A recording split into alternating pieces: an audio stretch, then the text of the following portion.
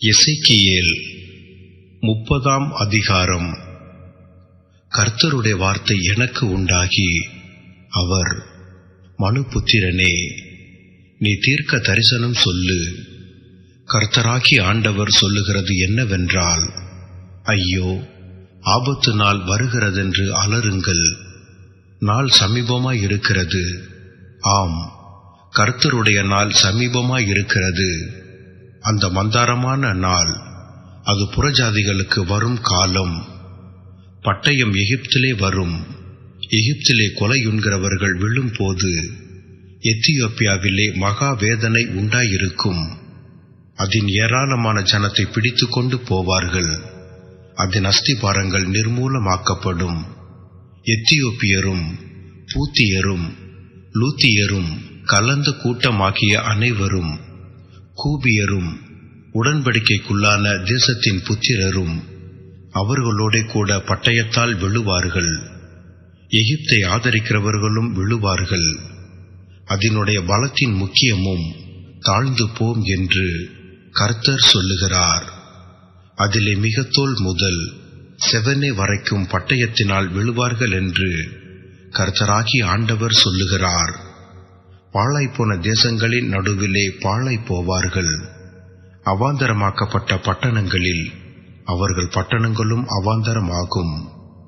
நான் எகிப்திலே தீக்கொளுத்தும் போதும் உனக்கு துணை நின்ற யாவரும் முறிக்கப்படும் போதும் நான் கர்த்தர் என்று அறிந்து கொள்வார்கள். நிர்விசாரமான எத்தியோப்பியரை தத்தளிக்க பண்ண அந்நாளிலே என் கட்டளையினால் தூதாட்கள் கப்பல்களிலே போவார்கள். அப்பொழுது எகிப்தின் நாளிலே உண்டானது போல அவர்களுக்குள்ளே மகா வேதனை உண்டாயிருக்கும். இதோ அது வருகிறது. கர்த்தராகிய ஆண்டவர் சொல்லுகிறது என்னவென்றால், பாபிலோன் ராஜாவாகிய நேபுகாத் நேச்சாரை கொண்டு எகிப்தின் சந்ததியை ஒழிய பண்ணுவேன். இவனும் இவனோட கூட ஜாதிகளின் மகா பலசாலிகளான இவனுடைய ஜனங்களும் தேசத்தை அழிப்பதற்காக ஏவப்பட்டு வந்து தங்கள் பட்டயங்களை எகிப்துக்கு விரோதமாக உருவி கொலையுண்டவர்களாலே தேசத்தை நிரப்புவார்கள்.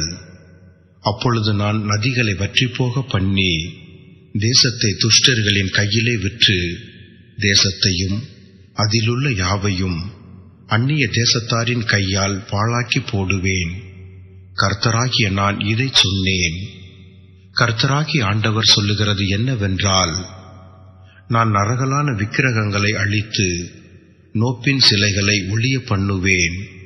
இனி எகிப்து தேசத்தில் ஒரு அதிபதியும் இரான்.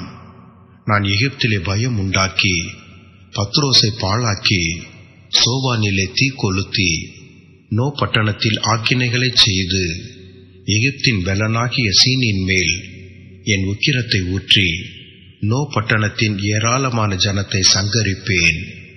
எகிப்தில் தீ கொளுத்துவேன். சீன் மகா வேதனை அடையும். நோ பட்டணம் தகர்ந்து இடிந்து போகும். நோப்புக்கு தினந்தோறும் நெருக்கங்கள் உண்டாகும். ஆவென், பிபேசேத் என்கிற பட்டணங்களின் வேலைக்காரர் பட்டயத்தால் விழுவார்கள். அவைகளின் குடிகள் சிறையிருப்புக்கு போவார்கள். எகிப்தின் நுகங்களை நான் முறிக்கும் போதும் அதனுடைய பலத்தின் முக்கியம் அதிலே ஓயும் போதும் மந்தாரம் அதை மூடும். தக்பானேசிலே பகல் இருண்டு போகும். அதன் குமாரத்திகள் சிறைப்பட்டு போவார்கள். இப்படி எகிப்திலே நியாய தீர்ப்புகளை செய்வேன். அப்பொழுது நான் கர்த்தர் என்று அறிந்து கொள்வார்கள் என்கிறார் என்று சொல் என்றார். 11ஆம் வருஷம் 1ஆம் மாதம் 7ஆம் தேதியிலே கர்த்தருடைய வார்த்தை எனக்கு உண்டாகி, அவர், மனுபுத்திரனே, எகிப்தின் ராஜாவாகிய பார்வோனுடைய புயத்தை முறித்து போடுவேன். இதோ அது குணமாகத்தக்கதாக கட்டப்படுவதில்லை. அது பட்டயத்தை பிடிக்கத்தக்க பெலனை அடையும்படி பத்தை வைத்து கட்டப்படுவதும் இல்லை. ஆகையால் கர்த்தராகிய ஆண்டவர் சொல்லுகிறது என்னவென்றால், இதோ நான் எகிப்தின் ராஜாவாகிய பார்வோனுக்கு விரோதமாக வந்து பெலனுள்ளதும் முறிந்ததுமாகிய அவனுடைய புயங்களை முறித்து போடுவேன். பட்டயத்தை நான் அவன் கையிலிருந்து விழப்பண்ணி எகிப்தியரை ஜாதிகளுக்குள்ளே சிதறடித்து அவர்களை தேசங்களில் தூற்றி விடுவேன்.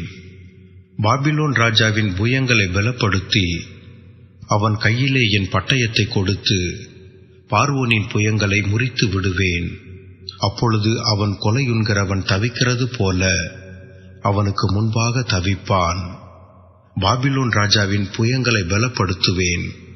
பார்வோனின் புயங்களோ விழுந்து போம். என் பட்டயத்தை நான் பாபிலோன் ராஜாவின் கையில் கொடுக்கும் போதும் அவன் அதை எகிப்து தேசத்தின் மேல் நீட்டும் போதும் நான் கர்த்தர் என்று அறிந்து கொள்வார்கள். நான் எகிப்தியரை ஜாதிகளுக்குள்ளே சிதறடித்து அவர்களை தேசங்களில் தூற்றி போடுவேன். அப்பொழுது நான் கர்த்தர் என்று அறிந்து கொள்வார்கள்.